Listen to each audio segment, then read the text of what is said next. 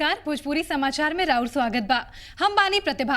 अगला आधा घंटा में रउआ सब के हम रूबरू कराइब सप्ताह भर के बढ़न खबरन से जे बनल रहल चर्चा में। बता दी रउआ के कि सप्ताह भर के जे बढ़न खबरन बा ओकरा में बिहार के सबसे बड़ अस्पताल पीएमसीएच पिछला कई दिन से लगातार खबरन में बा।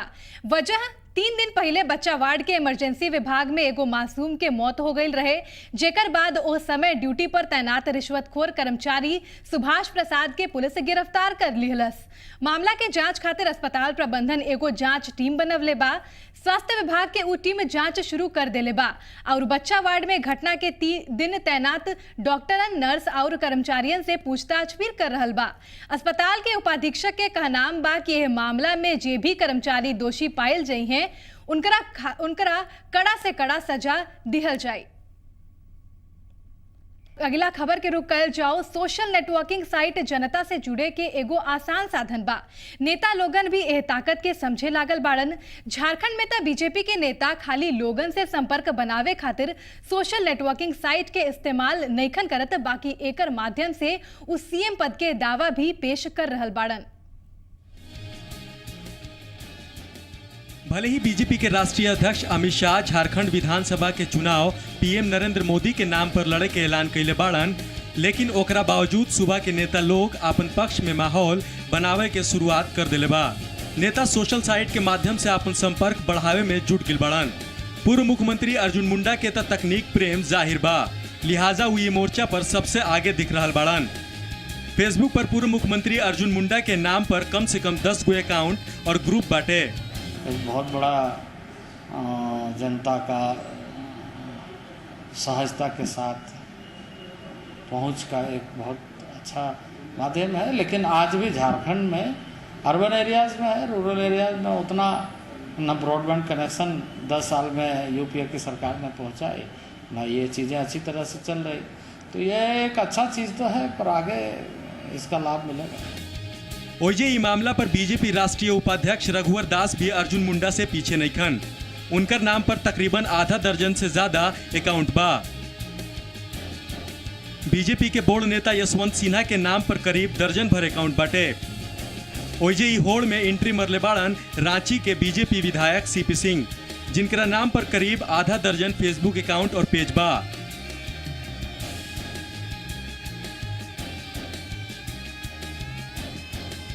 हालांकि पूरा मामला पर सीपी सिंह अपन भागीदारी से इनकार कर रहल बाड़न।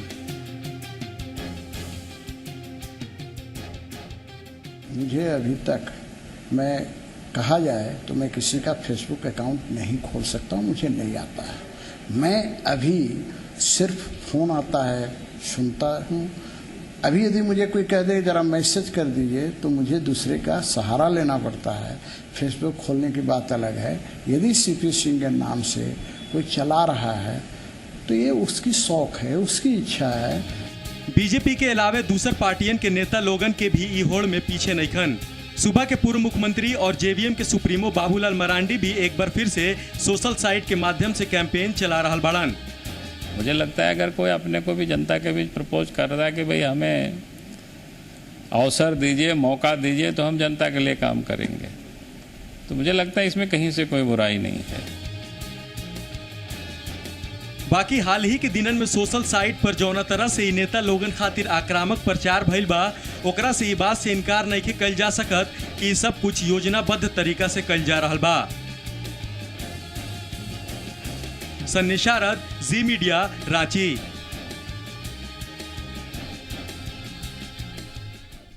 इन्हें देश के 9 राज्यन के 33 विधानसभा उपचुनाव के नतीजा घोषित हो गई बा। नतीजा बीजेपी खातिर निराशाजनक बा। ओकर खाली 12 उम्मीदवार ही जीत पाइल बाड़न, जबकि यूपी और राजस्थान में कांग्रेस जबरदस्त सफलता हासिल कैले बा। यूपी में सपा और राजस्थान में कांग्रेस जबरदस्त सफलता हासिल कैले बा। सपा और कांग्रेस के सफलता में बिहार में महागठबंधन के नेता गदगद बाड़न। वहीं बीजेपी हार के बचाव कर रहल बिया।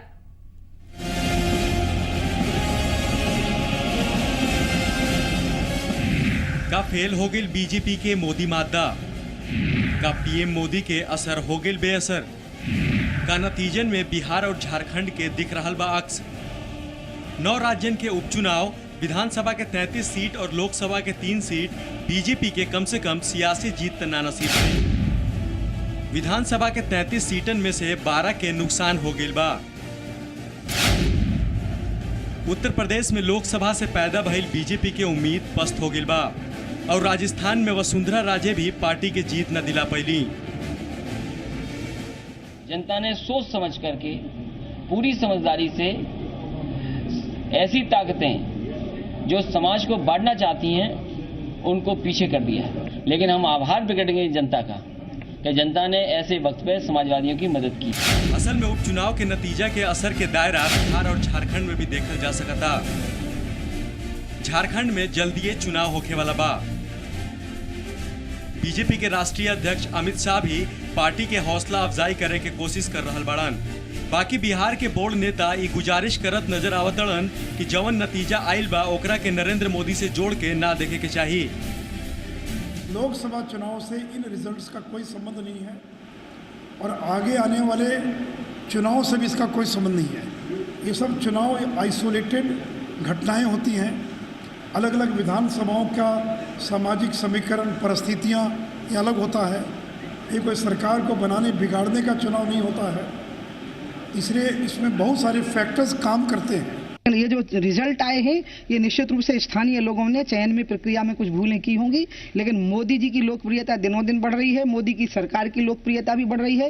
ये मीडिया चैनल में आया ही है कि अगर आज चुनाव हो जाए तो लोकसभा में और सीटें बढ़ जाएंगी। इसका मतलब जो स्थानीय नेता हैं हम सबको आत्मचिंतन करना होगा कि हमसे भूलें कहाँ हो गई। जाहिर बा कि नतीजा बीजेपी के मान घटा देले बा और बिहार में महागठबंधन के आन बढ़ा देले बा। सरकार में आने के बाद जो उनका हिडन एजेंडा था वो हिडन एजेंडा जब अब सतह पे आ रहा है तो लोगों को समझ में आ रहा है कि साहब हम ठगा गए। और उसी का परिणाम है कि यूपी का रिजल्ट, पहले उत्तराखंड का रिजल्ट और बिहार ने जो शुरुआत की वो बिहार का रिजल्ट। तो आने वाले दिनों में अब इनका जो है फिर उसी तरह से जिस तरह से आए हैं उसी तरह से इनकी विदाई होना एकदम निर्धारित है। उपचुनाव में जिस तरह से बिहार ने एक मैसेज दिया पूरे देश के सेकुलर वोटर्स के लिए, आज आप देख लीजिए उत्तर प्रदेश में वही चमत्कार हो रहा है। राजस्थान में बीजेपी अपनी जीती हुई सीटें हार रही हैं। तो यह कहीं न कहीं उस मैसेज का परिणाम है। और सबसे बड़ी चीज़ है कि आप जीत के आते हैं कि हम महंगाई कम करेंगे, पाकिस्तान को करारा जवाब देंगे, बेरोजगारी दूर करेंगे, काला धन लाएंगे, और सत्ता में आने के बाद आप धार्मिक उन्माद फैलाने की बात कर रहे हैं। एक बात तो तय बा कि चुनाव के नतीजा के बाद बीजेपी के झटका तो लागिए गइल बा और नरेंद्र मोदी के जादू के जवन यकीन बीजेपी करले रहे वो यकीन चमत्कार न दिखा पैलस। आनंद अमृतराज और ब्रिजमोहन पांडे के साथ ब्यूरो रिपोर्ट जी मीडिया। यहाँ रुकतानी एगो छोट ब्रेक खातिर लौटब तब बात होगी कुछ और खबरन के।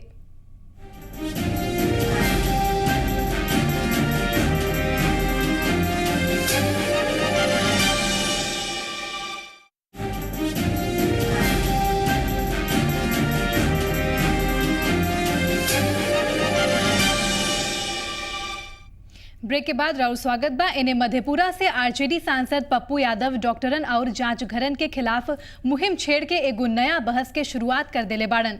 डॉक्टरन उनकर मुहिम के तालिबानी बता रहल बाड़न तो वही सांसद एकरा जनहित के काम कर रहल बाड़न। सूबा के निजी नर्सिंग होम चलावे वाला डॉक्टर और पैथोलॉजिस्ट की चिंता काफी बढ़ गई। वजह बा पप्पू की कि ये लोग कंप्लीट, मैं अन्य लोगों का गया दुख नहीं हुआ, केसी झा के यहाँ गया इनके दुख हो गया। ये लोग कंप्लीट व्यवसायीकरण है, कास्टिस्ट है, ये लोग आम हित में नहीं है। बात खत्म। अतने ना उनकर फरमान के पालन कइल जा रहल बा कि ना एकरा के देखे खातिर सांसद पप्पू यादव अपना लोकसभा क्षेत्र में काफिला के साथ डॉक्टरन के क्लिनिक और नर्सिंग होम के बाजाबते जायजा भी ले रहल बा। TCDC WDC कितना लेते हैं? 100 मिलाकर के 200 रुपये जी। तो CBC HPCB LCB MCH MCLC WBC सब तो CBC को 50 रुपये नहीं सब CBC के साथ TCDC WBC सीबीसी के साथ सीबीसी 150 रुपये हो रहा है, एकदम हो रहा है 30 रुपये। मैं बगैर दिल्ली, कलकत्ता, लखनऊ, झारखंड, पटना की बात की मैं नहीं किया। अकूट संपत्ति के बारे में जांच हो, मैं सारे डॉक्टरों के अकूट संपत्ति के बारे में जांच की मांग करता हूं। जनता के पैसे को लूटकर और इन पर आय से अधिक संपत्ति का केस दर्ज हो। पप्पू यादव के तुगलकी फरमान के बाद सहरसा के डॉक्टर और मेडिकल रिप्रेजेंटेटिव लोग रोड मार्च कइल और सहरसा के डीएम शशि भूषण कुमार के एगो ज्ञापन से ये फरमान जारी करना, वो एक रिस्पॉन्सिबल सांसद हैं, वो इस बात को पार्लियामेंट में उठा सकते हैं। इस पर एक नेशनल डिबेट होनी चाहिए, अगर वो चाहते हैं कम हो, फीस हो कम हो, और उसमें हमारे प्रतिनिधि भी रहें, और तब एक रीज़नेबल बात हो सकती है। लेकिन ऐसे ही फरमान जारी करके फीस का निर्धारण करना ये निंदनीय है। हम लोग इसकी निंदा करते हैं, भर्त्सना करते हैं। बात खाली सहरसा के लिए, एक असर राजधानी पटना में भी देख रहा बा। बिहार के डॉक्टर पप्पू यादव के बयान के गलत बता रहा बने, एकरा के पप्पू यादव के सियासी चाल बता रहे। जहाँ तक माननीय सांसद का सवाल है, तो हमारा ये मानना है कि माननीय सांसद को अपने इस इलाके के जितने सरकारी अस्पताल हैं उनको इतनी तरह से सुदृढ़ करना चाहिए कि कोई गरीब व्यक्ति कोई प्राइवेट के पास जाए ही नहीं। सरकारी अस्पतालों में इतनी चिकित्सा व्यवस्था, माननीय सांसदों को जो कोष मिलता है उसमें भी इतने पैसे मिलते हैं 25 करोड़ से ऊपर, कि जिससे कि वहाँ के अस्पतालों की कायाकल्प हो सकती है। पप्पू यादव के फरमान पर सियासत भी तेज। बीजेपी जहां पप्पू यादव के बयान के जंगल राज के वापसी बता रही बिया, तो मुख्यमंत्री जीतन राम मांझी भी ये मुद्दा पर पप्पू यादव से बात करे के कहता है। आरजेडी जेडीयू का जब से गठबंधन हुआ है तब से पप्पू यादव सरीखे लोग जिनका आपराधिक इतिहास रहा है, सरकारी संरक्षण में ये लोग जगह जगह आतंक और भय पैदा कर रहे हैं। और अभी सहरसा मधेपुरा के इलाके में डॉक्टर्स हड़ताल पर जा रहे हैं, एक भय का माहौल पैदा कर दिया है। राजद जदयू से जुड़े आधे दर्जन से लोग हैं जो अपने अपने इलाके में, जिन लोगों ने गठबंधन बनने का आतंक पैदा कर रखा है, और उसमें से एक पप्पू यादव भी हैं, और वहाँ के जदयू के स्थानीय लोग भी उसके विरोध में। तो यानी इस प्रकार के लोग आगे आने वाले दिनों में और हावी होंगे, और बिहार की बिगड़ती कानून व्यवस्था का एक बहुत बड़ा कारण जो है इस प्रकार के तत्वों को प्रश्रय दिया जाना है। इस पर हम लोग विचार करेंगे। यदि हमारे सहयोगी पार्टी के आदमी हैं और इस तरह की बात कर रहे हैं तो विचार करके हम लोग उनसे वार्ता करेंगे। बात अगर डॉक्टरन के कही जाओ तो कई बार प्राइवेट डॉक्टरन पर ये आरोप लागल बा कि वो मरीजन से मनमाना फीस वसूल, साथे साथे वो कोनो खास पैथोलॉजी सेंटर में ही टेस्ट करे के भेजे। डॉक्टर लोग पर इहो आरोप लागत रहेला कि पैथोलॉजिस्ट और डॉक्टर के बीच पहले ही से साठ गांठ रहे। ये आरोपन में कितना सच्चाई बा ये तो जांच के बाद। बाकी देश के लोकतांत्रिक कानून में परिवर्तन करे खातिर आवाज़ उठावल कोनो गलत नहीं। बाकी केहू अपने से कोनो कानून बनावे लागे एकर इजाजत नहीं। सहरसा से मुकेश के साथ रुपेंद्र श्रीवास्तव, जी मीडिया, पटना। इन्हें बिहार में उच्च शिक्षा के हालत बद से बदतर हो गई बा।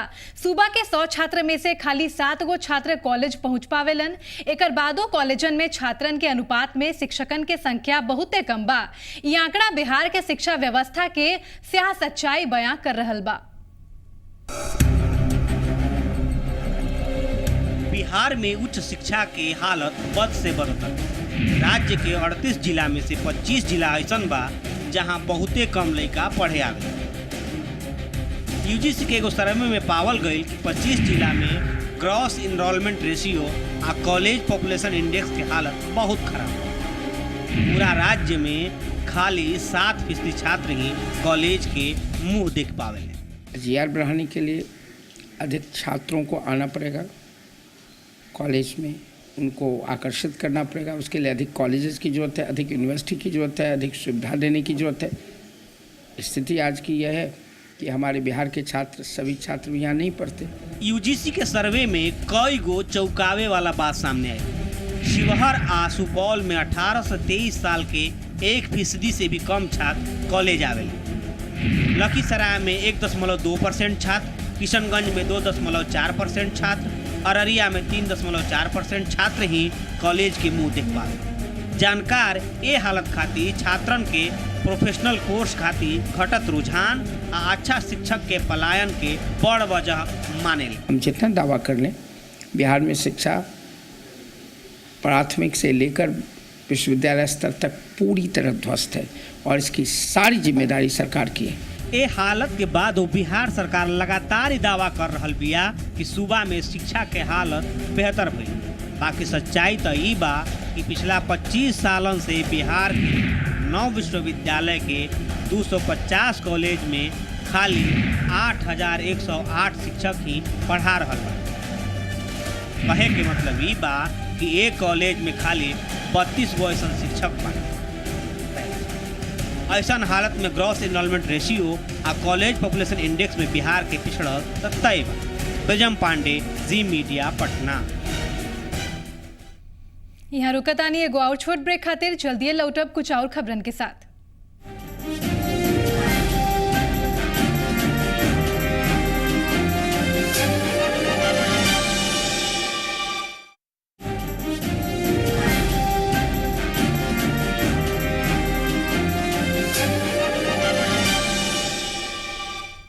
ब्रेक के बाद राउर स्वागत बा। इंसानियत के आड़ में हैवानियत के खेल खेले वाला पड़ोसी अपने पड़ोसी के शिकार बना रहल बाड़न। ई पड़ोसी ही बाड़न जे अपन पड़ोस में रहे वाला औरत और लइकन के फंसा लेवेलन। ऐसे ने वाकया आजकल झारखंड के कोडरमा में देखे के मिल रहल बा। देखिए रिपोर्ट में। केहू के आंख पथरा गइल बा,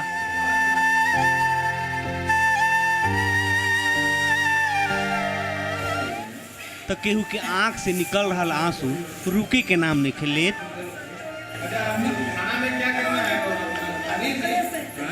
तो कई गो आदमी उदासी के आलम में भी उम्मीद के दामन थमले बाड़े। कोडरमा के जयनगर के ई ऊ लोग ह जेकरा आंख के सामने ही उनकर आंख के तारा के गायब कर दिल।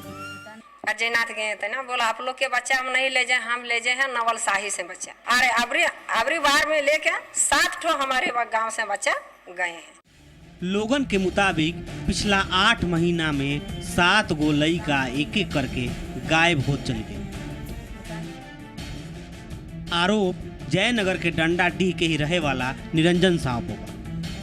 निरंजन लइकन के चेन्नई में चाय के दुकान पर काम में लगौलस आ कुछ लइकन के कोलकाता के मिठाई के दुकान पर रखवाए। इस चंगुल से छूटल एगो लइका अपन दर्द भरल दास्तान सुनौलस।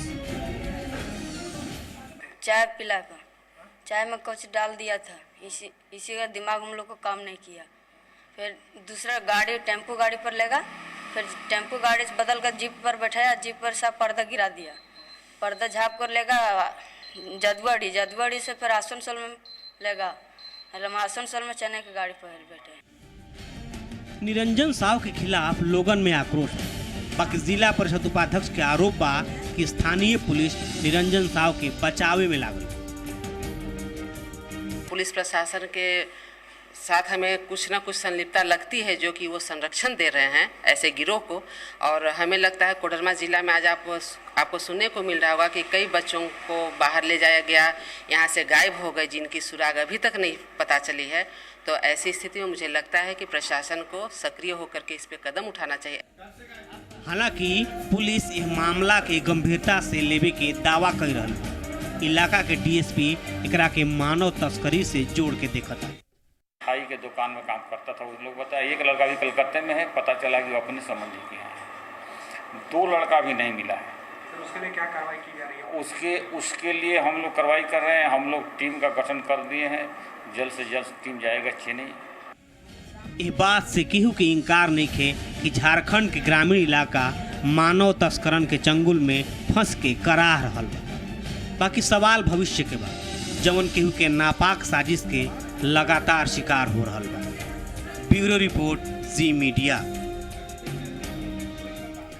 तब भोजपुरी समाचार में आज खातिर खाली इतने। अगला सनीचर और इतवार के रउआ सबसे फिर भेंट हुई यही समय पर। तबले ताजा खबरन खातिर देखत रही जी पुरवैया। नमस्कार।